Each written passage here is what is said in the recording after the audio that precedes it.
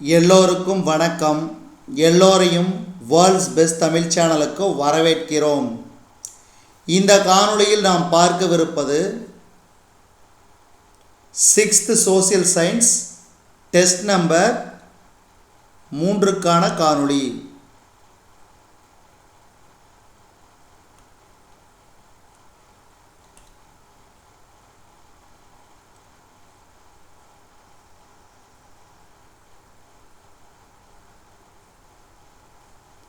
Sixth Social Science Test Number 3க்கான காணொளி. அதாவது இந்த காணொளியை பார்க்குறவங்க பார்த்தீங்கன்னா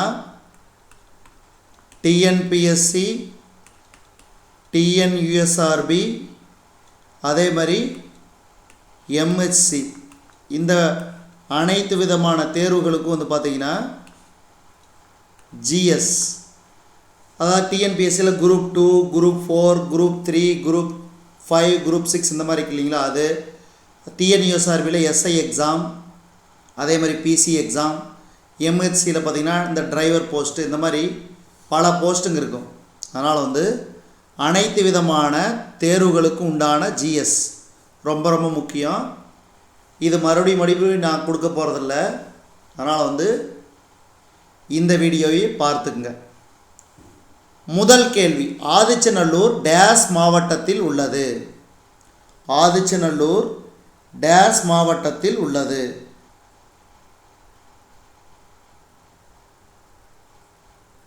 இதுக்கு சரியான விடை தூத்துக்குடி மாவட்டம். தூத்துக்குடி மாவட்டம். இது பார்த்தீங்கன்னா தொல்பொருள் சம்பந்தப்பட்ட தொல்லியல் துறை சம்பந்தப்பட்ட ஊர் ஆதிச்சநல்லூர், தூத்துக்குடி இருக்குது. அதே மாதிரி கீழடி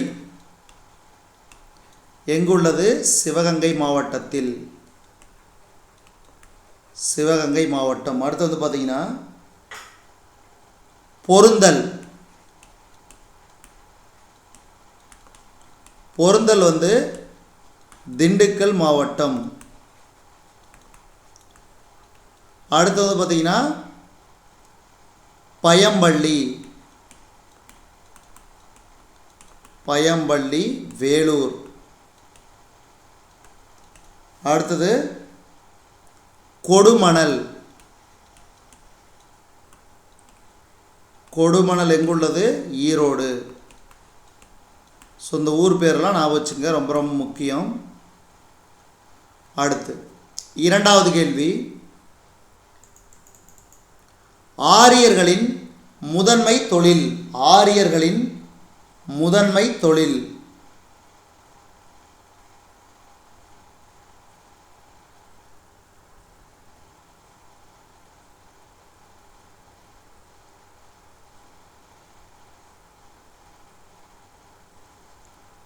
ஆரியர்களின் முதன்மை தொழில்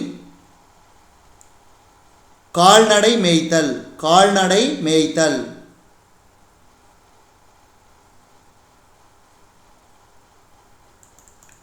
அடுத்து சப்தசிந்து என்பது டேஸ் ஆறுகள் ஓடும் நிலப்பகுதி. சப்தசிந்து என்பது 7 ஆறுகள் ஓடும் நிலப்பகுதி.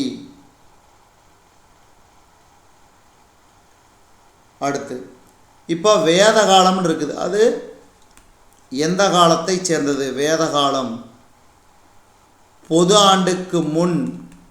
பொது ஆண்டுக்கு முன் 1500லிருந்து 600 வரை உள்ள காலம்தான் வேத காலம்.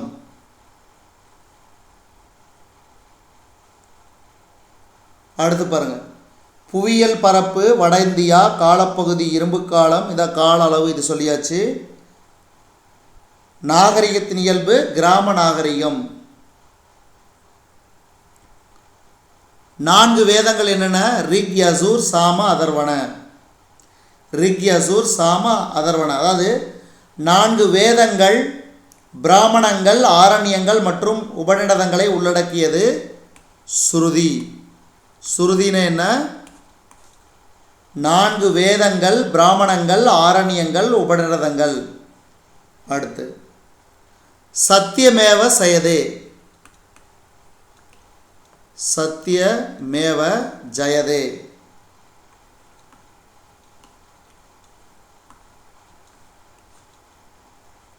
வாய்மையை வெல்லும் என்ற வாக்கியம் எங்கிருந்து எடுக்கப்பட்டது?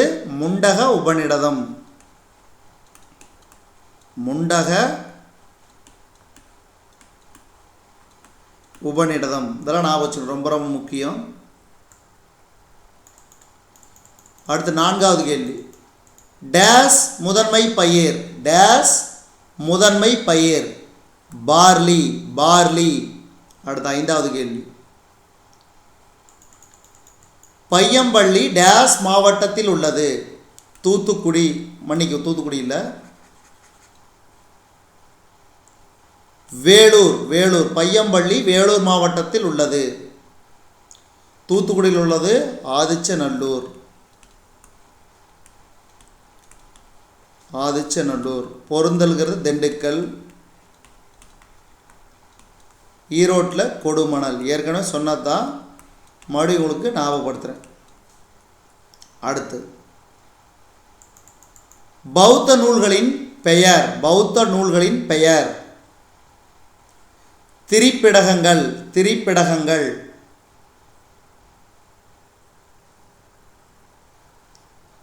அடுத்தது சபானா என்னது? மூத்தோர்களை கொண்ட மன்றம். அதே மாதிரி சமிதி. சமிதிங்கிறது என்னென்னா மக்கள் அனைவரையும் கொண்ட பொதுக்குழுவுக்கு பேர் தான் சமிதி. அதே மாதிரி பாலிங்கிறது என்னது? ஒரு வரி, அதாவது 6இல் 1 பங்கு வசூலிப்பது. இதெல்லாம் முக்கியமான குறிப்புகள், இதெல்லாம் ஞாபகம் வச்சுக்கணும், ரொம்ப ரொம்ப முக்கியம். அடுத்தது ரிக்வேத கால மக்கள் அறிந்திருந்த உலோகங்கள் என்னென்ன? தங்கம், அது ஹிரண்யா.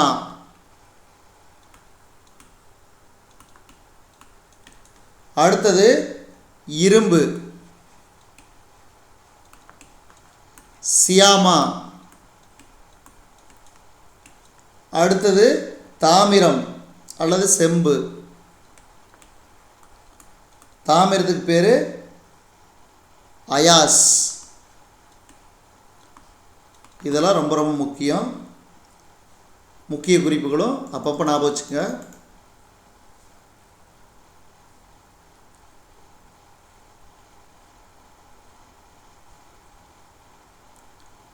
அடுத்து தீபகற்ப இந்தியாவிலிருந்து எஃகு எந்த நாட்டிற்கு ஏற்றுமதி செய்யப்பட்டது? ரோம். ரோம் நாட்டிற்கு ஏற்றுமதி செய்யப்பட்டது. அது குறித்து, அதாவது அலெக்சாண்ட்ரியா துறைமுகத்தில் இவற்றின் மீது வரி விதிக்கப்பட்டுள்ளது என்பன குறித்தும் பெரிப்ளஸில் குறிப்பிடப்பட்டுள்ளது. பெரிப்ளஸ், இது ஞாபகம், ரொம்ப ரொம்ப முக்கியமான பாயிண்ட்.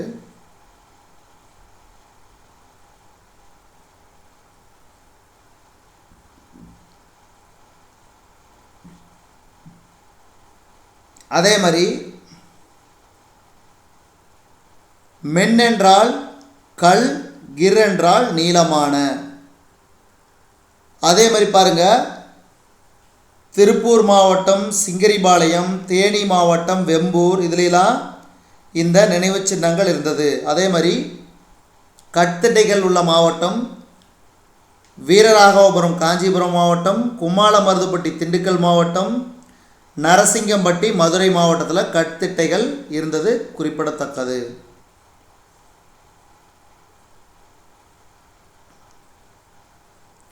அதே மாதிரி நடுகற்கள் திண்டுக்கல்லில் மானூர், தூத்துக்குடியில் வெள்ளாளன் கோட்டை, மறுபடியும் திண்டுக்கல் மாவட்டத்தில் புலிமான் கொம்பையில்.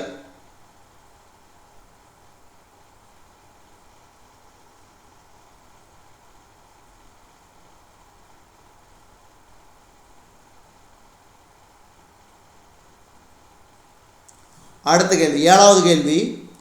சமணத்தின் முதல் தீர்த்தங்கரர் யார்? சமணத்தின் முதல் தீர்த்தங்கரர்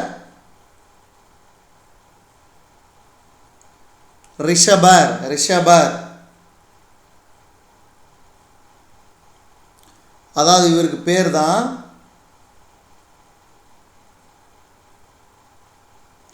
இவர் வந்து முதல் தீர்த்தங்கரர். கடைசி தீர்த்தங்கரர் வந்து மகாவீரர். மொத்தம் 24 தீர்த்தங்கரர்கள். அதில் 24வது தீர்த்தங்கரர் மகாவீரர். இவர் தான் வர்த்தமானர்னு சொல்லுவாங்க. வர்த்தமானர். இவர் வந்து வைசாலிக்கு அருகே உள்ள குந்த கிராமம், இப்போ எங்குள்ளது? பீகார் உள்ள குந்த கிராமம். இவருடைய பெற்றோர் பெயர் சித்தார்த்தர் திரிசலா. இறப்பு பவபுரி, பீகார். பவபுரி, பீகார். 8வது கேள்வி. சமணத்தில் எத்தனை தீர்த்தங்கரர்கள் இருந்தனர்? 24. 24.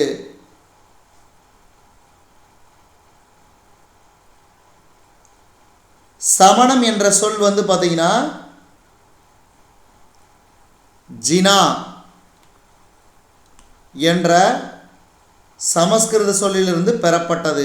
அதாவது இதற்கு அர்த்தம் என்னன்னா, தன்னையும் வெளியுலகத்தையும் வெல்வது. தன்னையும் வெளியுலகத்தையும் வெல்வது. அடுத்து, 3ஆம் பௌத்த சபை எங்கு கூட்டப்பட்டது? 3ஆம் பௌத்த சபை எங்கு கூட்டப்பட்டது? பாடலிபுத்திரம். பாடலிபுத்திரம்.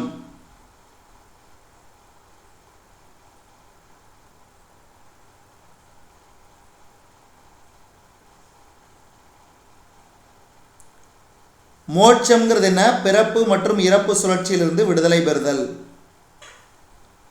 அடுத்து, மகாவீரரின் தலைமை சீடர்கள் யார்னா? கௌதம சுவாமி. கௌதம சுவாமி அவர்தான் மகாவீரரின் போதனைகளை தொகுத்தார். அதன் பெயர் தான் ஆகம சித்தாந்தம். ஆகம சித்தாந்தம்.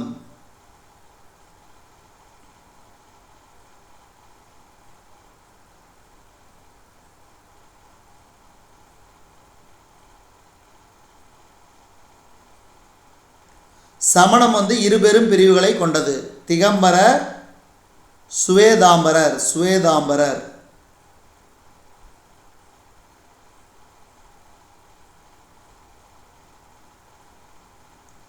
பாருங்க, முதல் பௌத்த மாநாடு நடைபெற்ற இடம் ராஜகிரகம், 2வது பௌத்த மாநாடு நடைபெற்ற இடம் வைசாலி, 3வது பாடலிபுத்திரம், 4வது ஜம்மு காஷ்மீர். இதெல்லாம் ஞாபகம் வச்சுக்கணும், ரொம்ப ரொம்ப முக்கியம்.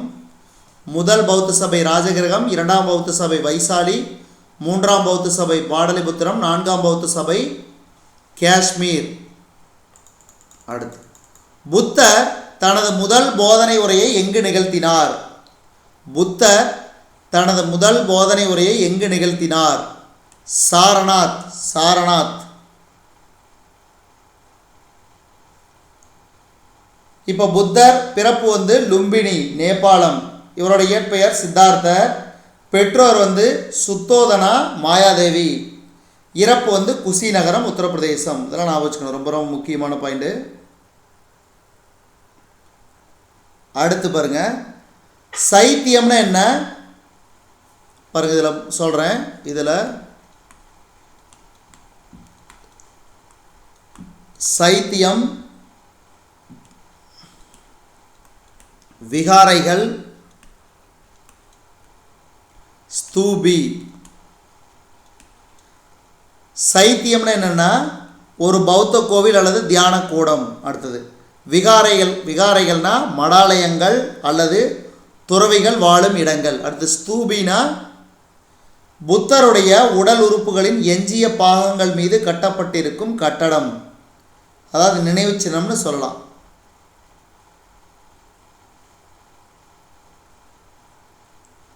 அதே மாதிரி சுவரோவியங்கள் வந்து பார்த்திங்கன்னா மகாராஷ்டிர மாநிலம் அவுரங்காபாத்தில் உள்ள அஜந்தா குகைகளின் சுவர்களிலும் மேற்கூரைகளிலும் வரையப்பட்டுள்ள ஓவியங்கள் ஜாதக கதைகளை சித்தரிக்கின்றன.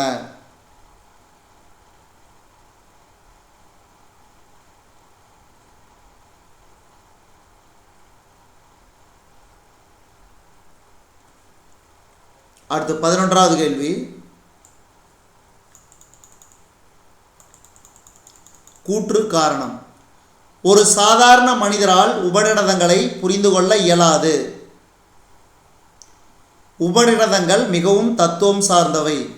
கூற்றும் காரணமும் சரி. அடுத்து 12வது கேள்வி, ஜாதகங்கள் புகழ்பெற்ற கதைகளாகும். அஜந்தா குகைகளின் சுவர்களிலும் மேற்கூரைகளிலும் வரையப்பட்டுள்ள ஓவியங்கள் ஜாதக கதைகளை சித்தரிக்கின்றன. கூற்றும் அதற்கான காரணமும் சரி. அடுத்தது 13வது கேள்வி பாருங்க. சரியான விடைகளை கண்டறிக. விகாரைகள் எதற்காக பயன்படுத்தப்பட்டன? பௌத்த துறவிகளின் தங்குமிடம்,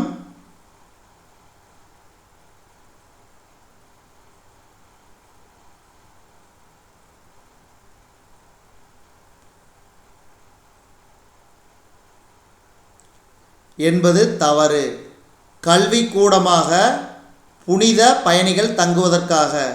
பௌத்த துறவிகளின் தங்குமிடம், வழிபாட்டு கூடமெல்லாம் தவறு. அப்போ ஆப்ஷன் பி 1 மற்றும் 3 மட்டும் சரி. அடுத்து 14வது கேள்வி, சமணமும் பௌத்தமும் உருவாவதற்கு கீழ்கண்ட கூற்றுகளை காரணமாக கருதலாமா? வேள்வி சடங்குகள் பெருஞ்செலவு மிக்கதாக இருந்தன. சரி. மூட நம்பிக்கைகளும் பழக்க வழக்கங்களும் சாதாரண மனிதர்களை குழப்பமுற செய்தன. சரி. அப்போ 1 மற்றும் 2 சரியானவை. அடுத்து 15வது கேள்வி, சமணம் குறித்த கீழ்கண்டவற்றுள் எது சரியானது? உலகை கடவுள் தோற்றுவித்தார் என்பதை சமணம் மறுக்கிறது. அடுத்து 16வது கேள்வி, பொருந்தாததை வட்டமிடுக. பொருந்தாதது பார்த்தீங்கன்னா இதில் புத்தர் மட்டும்தான், ஆப்ஷன் சி. ஏன்னா மீதி எல்லாம் சமணம், இது புத்த சமயம். அடுத்தது 17வது கேள்வி, தவறான இணையை கண்டுபிடி. தவறான இணை இதில் பிரம்மச்சரியா. பிரம்மச்சரியா என்பது திருமணமாகாத நிலை,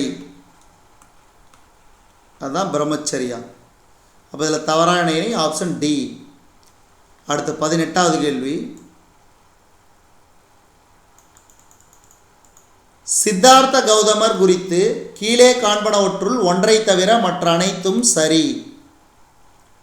அவர் இந்து மதத்தை சார்ந்தவர் என்பது தவறு. நேபாளத்தில் பிறந்தார், அவர் நிர்வாணம் அடைந்தார், அவர் சாக்கிய முனி என அறியப்பட்டார். அப்போ சாக்கிய முனின்னு சொன்னாங்கன்னா புத்தர் தான் சாக்கிய முனி. அடுத்து 19வது கேள்வி,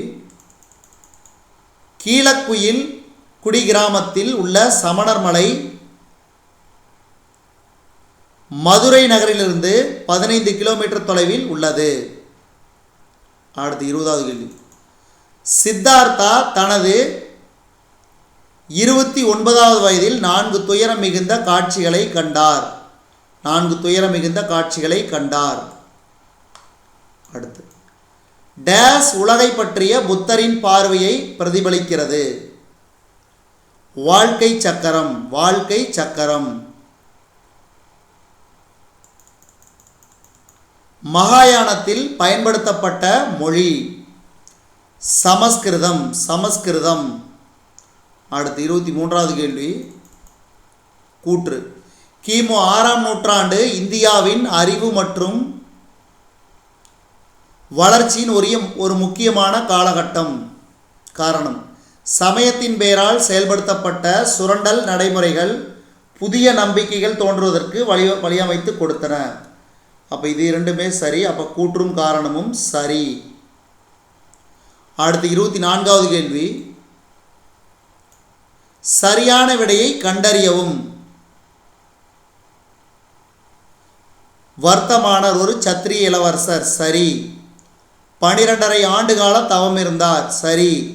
இவர்தான் உண்மையிலேயே சமணத்தை உருவாக்கியவர். சரி. அதாவது மகாவீரர். ஆனால் இவர் முதல் தீர்த்தங்கரர் கிடையாது, 24வது தீர்த்தங்கரர். அப்போ 1, 2, 3 சரி. அடுத்து 4 மகாஜனபதங்களில் மிகவும் வலிமையான அரசு. 4 மகாஜனபதங்களில் மிகவும் வலிமையான அரசு. மகத அரசு, மகத அரசு.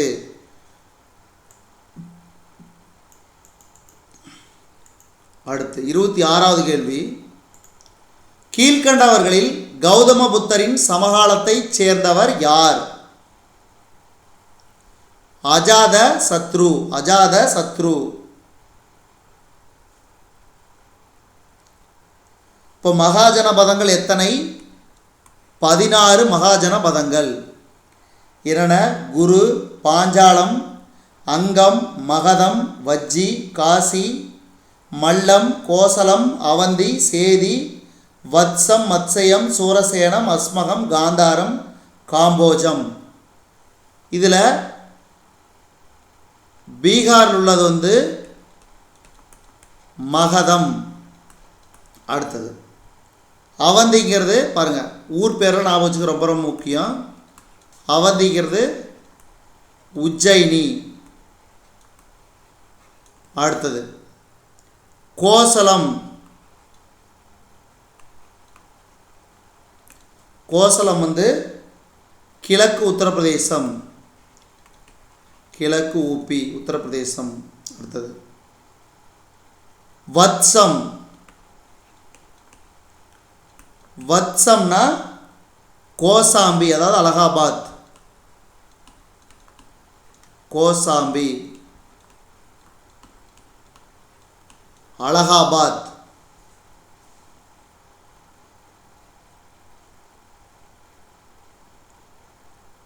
அடுத்தது கணானா என்ன? சரிசமமான சமூக அந்தஸ்தை கொண்ட மக்களை குறிக்கும். அதே மாதிரி சங்கான மன்றம், சங்கான மன்றம். கனசங்கங்கள்ங்கிறது சிறிய நிலப்பகுதியில் மேட்டுக்குடி மக்களை கொண்ட குழுவால் ஆளப்பட்டது.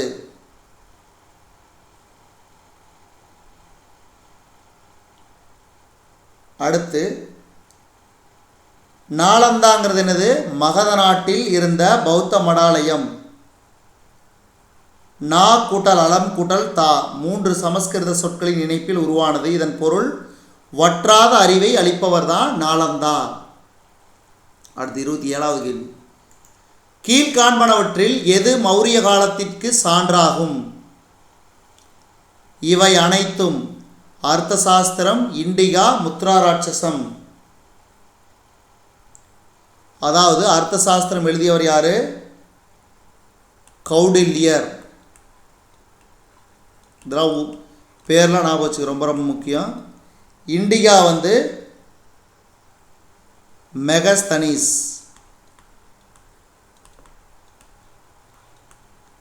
முத்ராராட்சசம் விஷாகதத்தர், விஷாகதத்தர். இதெல்லாம் ஞாபகம் வச்சுக்கோங்க. அதே மாதிரி மாமூலனார் அகநானூறு, மாமூலனார் அகநானூறு.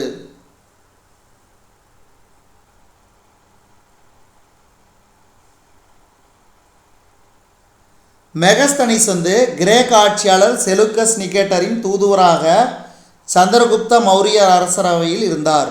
மொத்தம் 14 ஆண்டுகள் இந்தியாவில் இருந்தார். அதாவது மௌரிய அரசரவையில் இருந்தவர் யார்னா மெகஸ்தனிஸ். அவர் எழுதினது தான் இண்டிகா. இது மௌரிய பேரரசை பற்றி நாம் அறிந்து கொள்ள உதவுவது. மௌரிய பேரரசோட தலைநகர் பாடலிபுத்திரம். வரலாற்று காலம் 322 1187. முக்கிய அரசர்கள் சந்திரகுப்தர், பிந்துசாரர், அசோகர். மொத்தம் பாடலிபுத்திரத்தோட பிரம்மாண்டம் 64 நுழைவாயில்கள், 570 கண்காணிப்பு கேமராக்கள், அதாவது கோபுரங்களும் இருந்தன. அடுத்து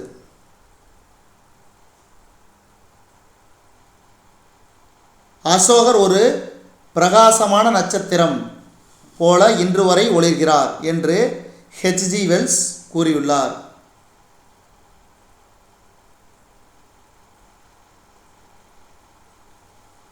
இப்போ இதில் நல்லா வச்சுங்க.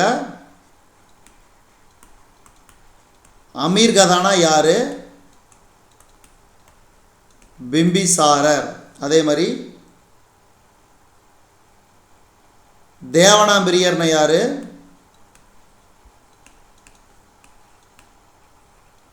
தேவனாம்பிரியர்னா அசோகர்.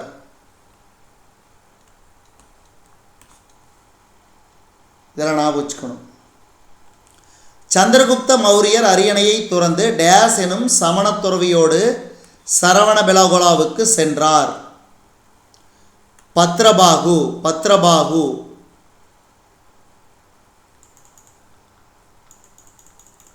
செல்யூக்கஸ் நிக்கேட்டரின் தூதுவர். செல்யூக்கஸ் நிக்கேட்டரின் தூதுவர் யார்னா மெகஸ்தனீஸ். மெகஸ்தனீஸ். அடுத்து 30வது கேள்வி. சந்திரகுப்த வம்சத்தின் மன்னிக்கவும் மௌரிய வம்சத்தின் கடைசி அரசர். மௌரிய வம்சத்தின் கடைசி அரசர் பிருகத்ரதா. பிருகத்ரதா.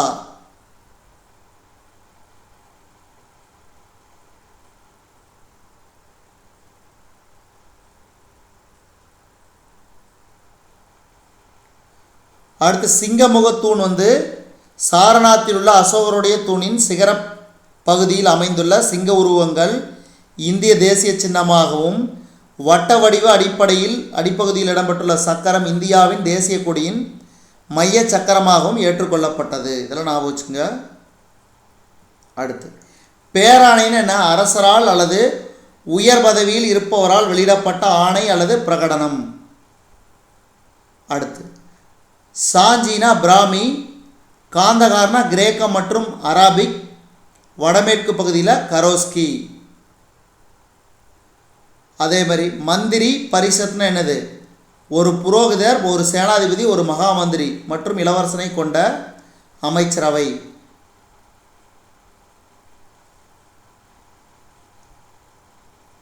அடுத்து மௌரியர் காலத்தில் முக்கிய ஏற்றுமதி பொருட்கள் பார்த்தீங்கன்னா என்னென்னது?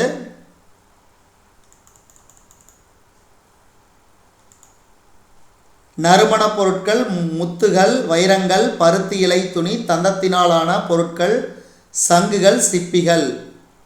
முக்கிய இறக்குமதி பொருட்கள் குதிரைகள், தங்கம், கண்ணாடி பொருட்கள், பட்டு அதாவது லினன். மயில், மலை, பிறைச்சந்திர வடிவம் பொறிக்கப்பட்ட வெள்ளி நாணயங்கள். அதே மாதிரி மசாகாஸ் என அழைக்கப்பட்ட செப்பு நாணயங்கள். ஹெலனிக்ங்கிறது கிரேக்கம், பனாரஸ்ங்கிறது காசி, வங்காளம் வங்கா, அஸ்ஸாம் காமரூபம். தமிழகத்தைச் சேர்ந்த மதுரை ஆகிய இடங்களில் சிறப்புமிக்க துணிகள் உற்பத்தி செய்யப்பட்டன என்று அர்த்த சாஸ்திரத்தில் குறிக்கப்பட்டுள்ளது. அடுத்து 31வது கேள்வி. அசோகர் இந்தியாவின் மாபெரும் பேரரசர். தர்மத்தின் கொள்கையின்படி அவர் ஆட்சி செய்தார். அப்போ கூற்றும் காரணமும் உண்மை, ஆனால் காரணம் கூற்றிற்கான சரியான விளக்கம் அல்ல. அடுத்து 32வது கேள்வி.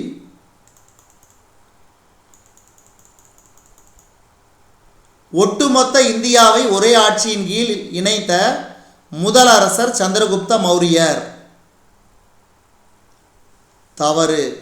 மௌரியரின் நிர்வாகம் பற்றிய செய்திகளை அர்த்த சாஸ்திரம் வழங்குகிறது. அப்போ 2 மட்டும் சரி. அடுத்து 33வது கேள்வி. கீழே கொடுக்கப்பட்டுள்ள கூற்றுகளை கவனி.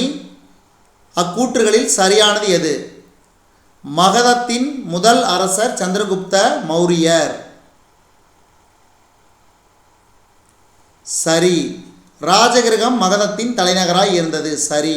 அப்போ ஆப்ஷன் சி 1 மற்றும் 2 மிகச் சரியானவை. அடுத்து 34வது கேள்வி.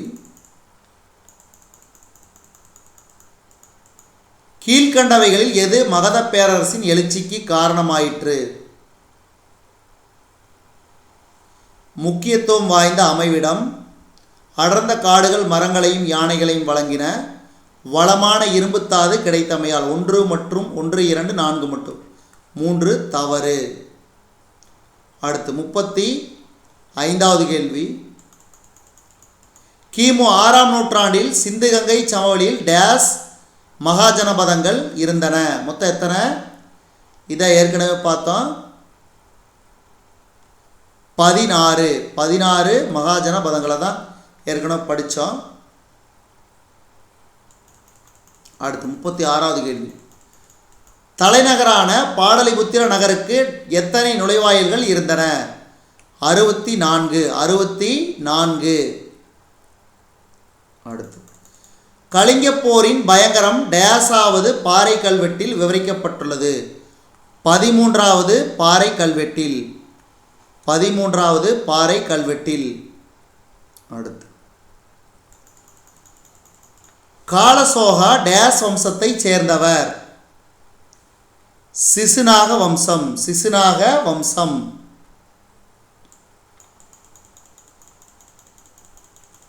அடுத்து 39வது கேள்வி. மகதத்தின் படிப்படியான அரசியல் மேலாதிக்க வளர்ச்சி பிம்பிசாரர் காலத்தில் தொடங்கியது. சரி. பிம்பிசாரர் படையெடுப்பு மற்றும் திருமண உறவு ஆகியவற்றின் மூலம் அரசை விரிவுபடுத்தினார். அப்போ கூற்று மற்றும் காரணம் இரண்டும் சரி, மிகச் சரியானவை. அடுத்து 40வது கேள்வி. கீழே கொடுக்கப்பட்டுள்ள கூற்றுகளை கவனமாக கவனி. அக்கூற்றுகளில் சரியானது எது? நகர நிர்வாகம் நகரிகா எனும் அதிகாரியின் கீழ் இருந்தது. Option B. இது தவறு. 40 உறுப்பினர்கள் கிடையாது, 8 உறுப்பினர்கள் தான். மன்னிக்கவும், 6 உறுப்பினர்களை கொண்ட 6 உறுப்பினர்கள் கொண்ட குழு இந்த மாதிரி இருந்துச்சு.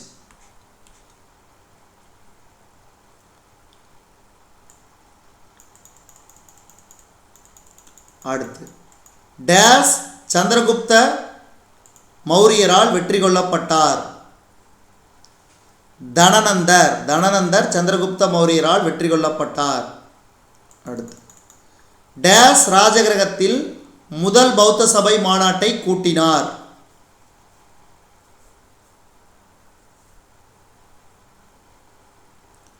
அஜாத சத்ரு.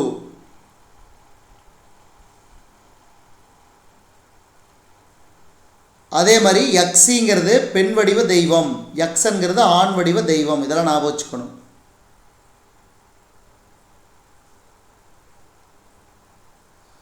ராஜகிரகம் தற்போது ராஜ்கீர், பாடலிபுத்திரம் பாட்னா, கலிங்கா ஒடிசா.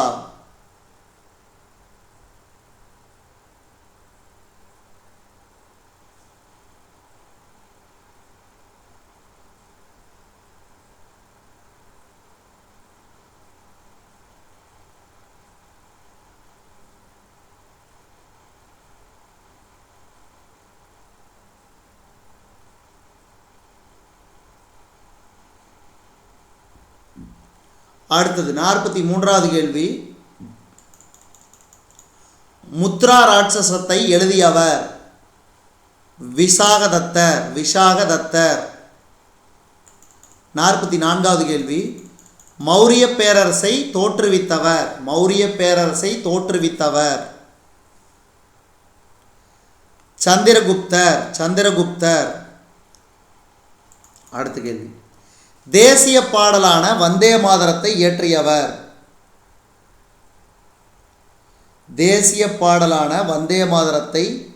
இயற்றியவர்.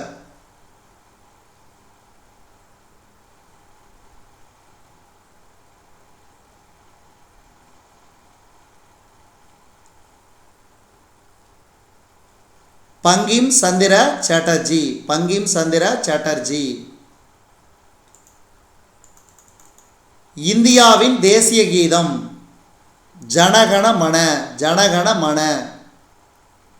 அடுத்து ஆனந்தமடம் என்ற புகழ்பெற்ற நாவலை எழுதியவர். பங்கிம் சந்திர சாட்டர்ஜி. அடுத்து 48வது கேள்வி. டேஸ் பிறந்த நாளை சர்வதேச அகிம்சை நாளாக கொண்டாடுகிறோம். மகாத்மா காந்தியின் நினைவு தினம், அதாவது அக்டோபர்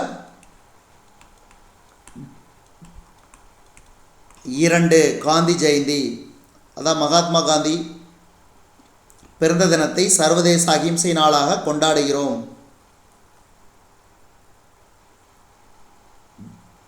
அடுத்து நம் தேசிய கொடியில் உள்ள அசோக சக்கரத்தின் நிறம் கருநீலம். அடுத்து இந்திய விடுதலை நாளில் பறக்கவிடப்பட்ட முதல் தேசிய கொடி. இந்திய விடுதலை நாளில் பறக்கவிடப்பட்ட முதல் தேசிய கொடி சென்னை கோட்டை அருங்காட்சியகத்தில் உள்ளது. சென்னை கோட்டை அருங்காட்சியகத்தில் உள்ளது.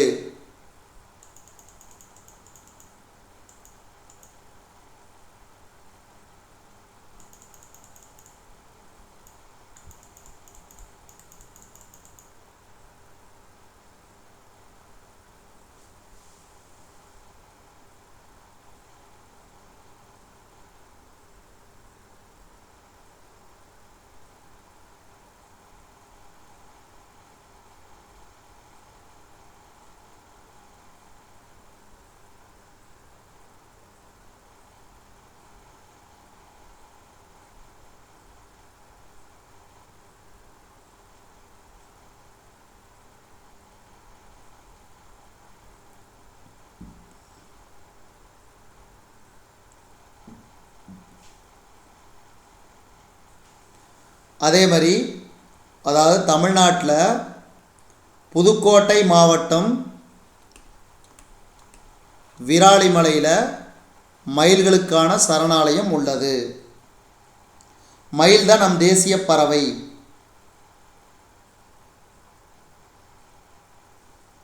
அதே மாதிரி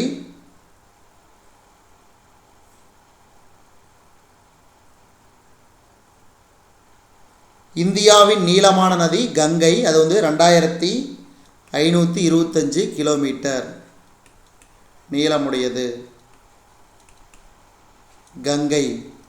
அதே பிரம்மபுத்திரா 3848 கிலோமீட்டர். ஆனால் இது இந்தியாவில் நீளமான நதி கிடையாது. ஏன்னா இது மற்ற பகுதிகளிலும் பாயுது. அதனால்